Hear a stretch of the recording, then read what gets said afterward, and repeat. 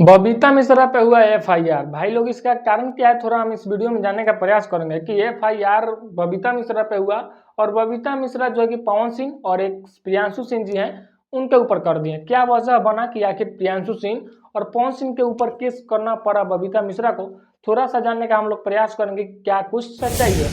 सबसे पहले मैं आप सबको इस बात को बता दें कि पावर स्टार पवन सिंह के पास इतना ज़्यादा टाइम नहीं है कि किसी को धमकी दे, किसी के बारे में बोलें, चाहे किसी के बारे में सोचें, चाहे किसी को ऐसा पीटने का चाहे मरवाने का धमकी दें।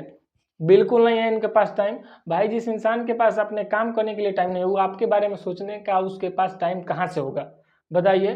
बबीता मिश्रा के कुछ दिन पहले जो है कि बोल रही थी कि हमको रोक कर और गाड़ी रोकने के बाद जो है कि धमकी दिया जा रहा था, यहाँ को सटाया जा रहा था और हमको धमकी देकर मारने का मतलब बात बोला जा रहा था।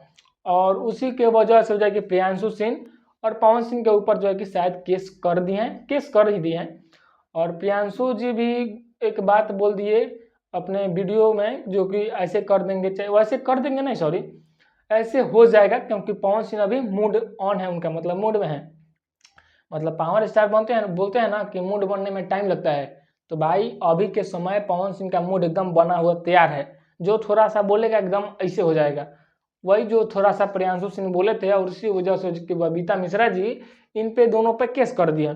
अब आगे आप सबको इस बात को भी पता चल जाएगा कि जो है कि बबीता मिश्रा सच बोल रही थी कि पवन सिंह बोल जो मतलब भेजे थे हमारे पास ऐसा वैसा धमकी दिवाए, कि वो खुद लोग बोल रहे थे।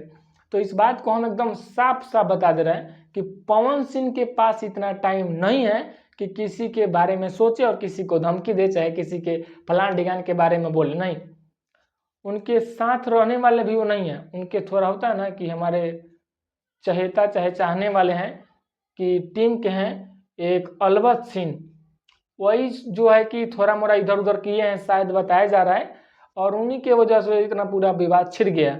तो अब बलवंत सिंह जाने और बबीता मिश्रा जी जाने कि भाई क्या हुआ है, इसमें पवन सिंह को लाने की क्या जरूरत है। पवन सिंह ऐसे थोड़े बोले हैं कि बबीता मिश्रा ये हो जाएगा वो हो जाएगा।